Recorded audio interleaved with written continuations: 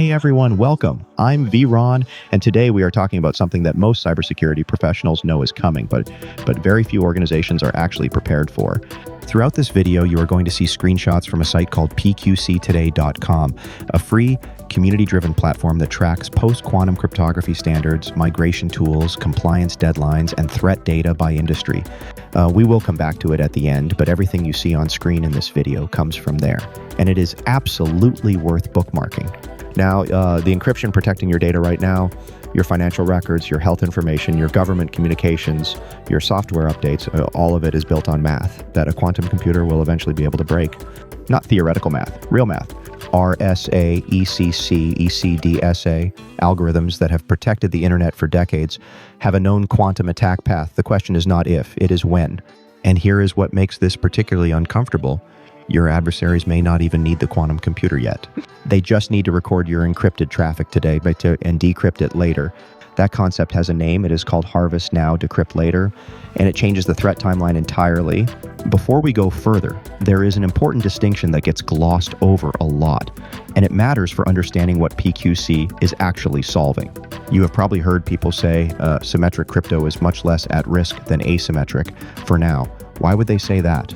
The answer comes down to two quantum algorithms and how differently they hit these two families of cryptography. Asymmetric cryptography, RSA, elliptic curve, Diffie-Hellman, derives its security from math problems that are hard for classical computers but dramatically easier for a sufficiently powerful quantum computer. RSA depends on integer factorization. ECC and Diffie-Hellman depend on the discrete logarithm problem. A quantum algorithm called Shor's algorithm, published in 1994, solves both of these in polynomial time on a large-scale, fault-tolerant quantum computer. That means in a sufficiently large fault-tolerant system, a quantum computer does not just weaken RSA 2048, it renders the underlying math solvable entirely. Doubling the key size does not help, the mathematical foundation collapses. This is why asymmetric cryptography will need to be replaced, not just upgraded. Symmetric cryptography, AES, ChaCha20, and hash functions like SHA-256 works differently. Its security comes from brute force complexity over a massive key space, not hard math problems. A different quantum algorithm called Grover's algorithm does speed up attacks here, but only with a quadratic speedup, which effectively cuts your security bit strength in half. That means AES 128 drops from 128-bit security to roughly 64-bit. That is a problem. But AES 256 drops to about 128 bits, which is still considered strong. The fix is simple. Use larger key sizes. You do not need to replace the algorithm. For most organizations already running AES 256, symmetric encryption is believed to remain secure with appropriate key sizes, at least against the quantum threats we know about today. The phrase "for now" carries weight, though, even if your symmetric encryption is solid. If the key exchange that set up that session used RSA or ECDH, which is asymmetric, that session is still vulnerable to Harvest Now, Decrypt Later.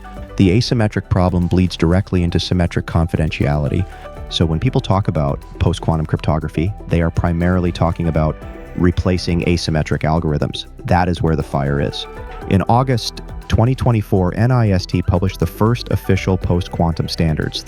FIPS 203, called ML-KEM, is the new key encapsulation standard, replacing the asymmetric key exchange at the heart of TLS and most encrypted connections. FIPS 204, called ML-DSA, is the new digital signature standard, replacing the RSA and ECDSA signatures used to authenticate everything from code signing to certificate authorities. FIPS 205, called SLH-DSA, is a hash-based signature scheme for use cases that need long-term security guarantees. A fourth standard expected to be designated FIPS 206, called FNDSA, sometimes known as Falcon, handles compact signatures for constrained environments like embedded devices.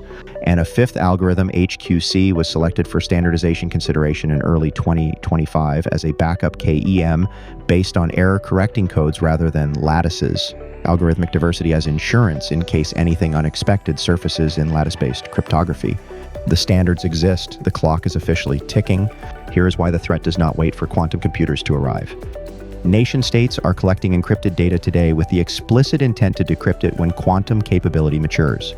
This is widely assumed by intelligence and defense agencies, and the NSA's CNSA 2.0 guidance specifically cites it as the reason federal agencies need to act now rather than waiting for the hardware. Think about what data has a long shelf life. government classified communications requiring decades of protection, patient health records, and genomic data that remain sensitive indefinitely, financial transaction logs retained for regulatory compliance, legal documents and electronic signatures governing property and contracts. Any of that data being transmitted or stored today is potentially being harvested right now.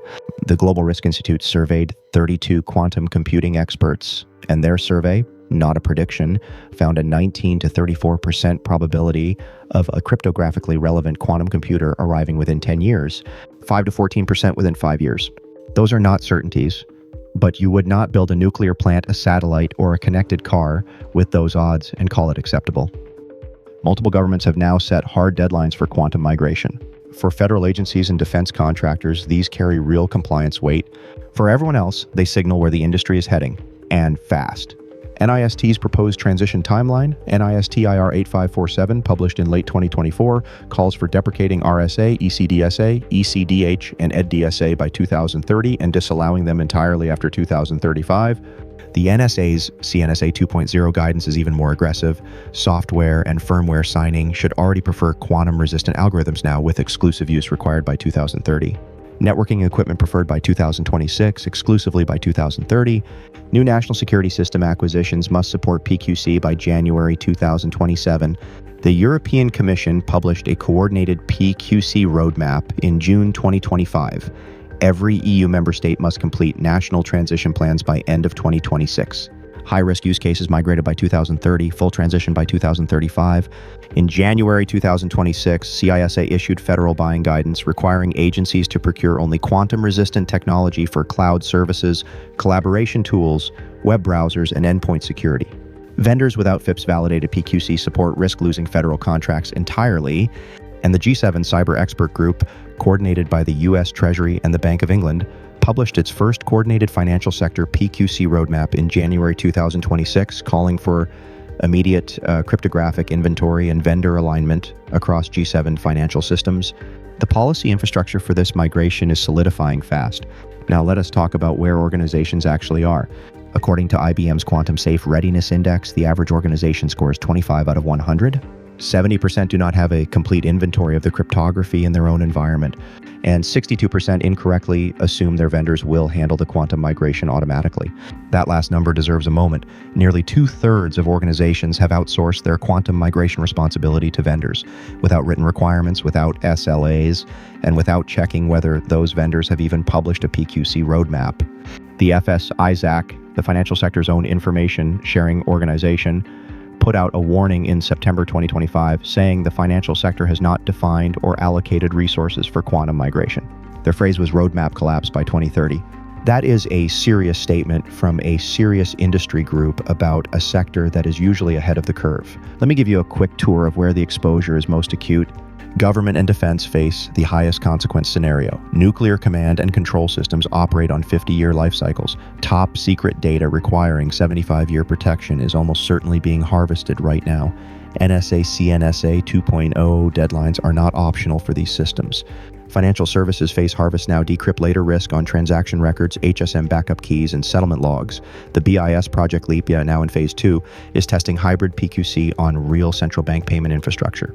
If the central banks are already testing this in production, your organization should at minimum be in planning. Healthcare may be the most underprepared. Only 4% of healthcare operators encrypt more than 80% of their sensitive cloud data. Patient records, genomic data, mental health records, these have lifetime sensitivity. Implantable devices like pacemakers and insulin pumps with 15-year life cycles have almost no practical path to midlife cryptographic upgrades. Critical infrastructure faces a structural problem. Power grid SCADA systems, nuclear plant digital controls, water treatment systems, and pipeline management, all with equipment life cycles of 20 to 30 years or more. Gear going into service today will be operating well into the quantum era, and most of it cannot be patched remotely. This is a physical replacement problem, not a software update. Connected vehicles are a quiet blind spot. Vehicles entering production in 2026 have 12+ year road life cycles, taking them well past the most credible CRQC arrival windows, V2X communications, over-the-air firmware updates, secure boot chains, all relying on ECDSA with no practical midlife migration path. IoT and software supply chain are the broadest surface.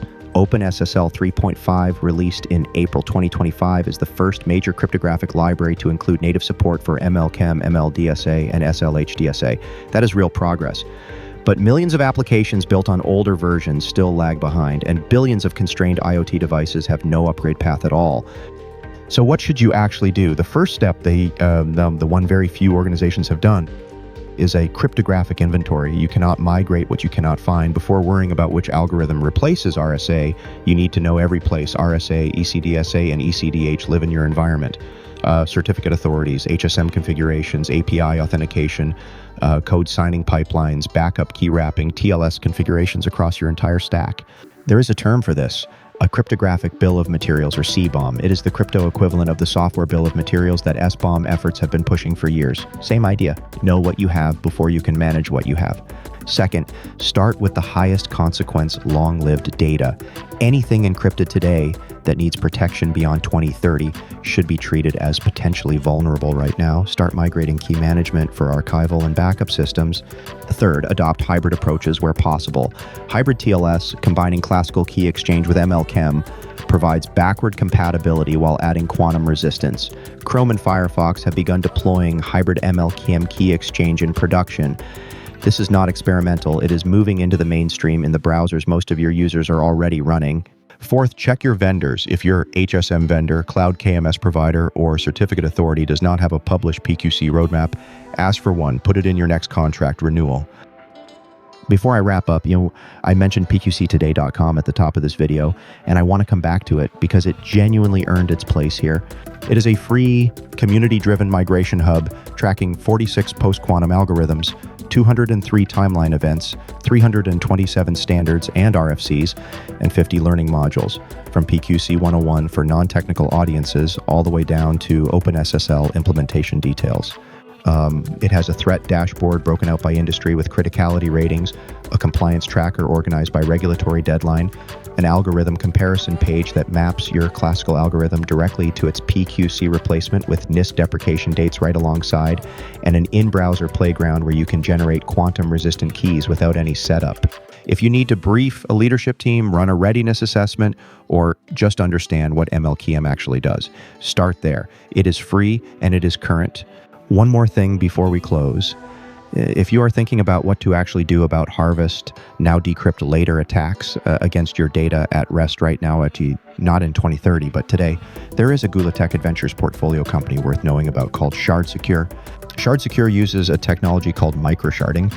It shreds your data into fragments so small they contain no usable information on their own, then distributes and mixes those shards across your storage locations. The result is that even if an adversary harvests your stored data today, what they get is unintelligible. There is no useful plain text to recover later, quantum computer or not. It works agentlessly across on-prem, cloud, and multi-cloud environments, and it is a particularly clean answer to the HNDL problem for unstructured data at rest. Check them out at ShardSecure.com.